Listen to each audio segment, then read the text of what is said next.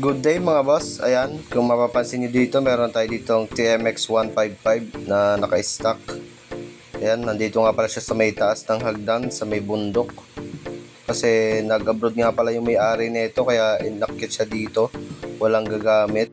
Dito kasi sa may taas, sa may bahay nila, may nagpapaandar kahit papano, kahit andar-andar lang yung makina niya.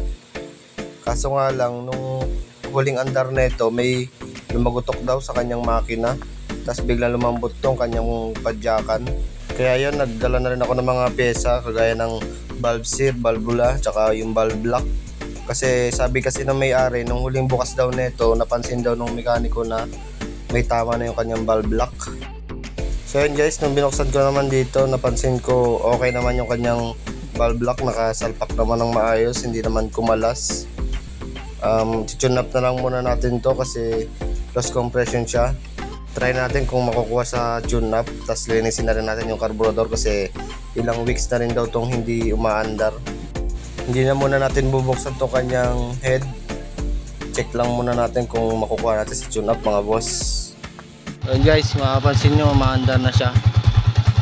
Sinune up lang natin siya kaya lumambot pa dyan kasi tumukod yung kanyang barbula, yung tune up. Tapos yung carburetor nilinis na rin natin.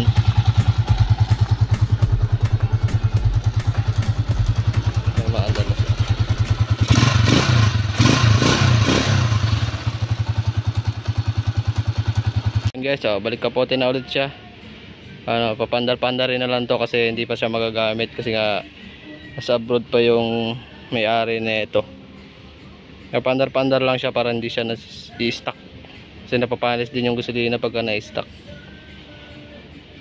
So yun guys, hanggang dito na lang ulit yung ating video. Hanggang sa muli, ride safe and peace out.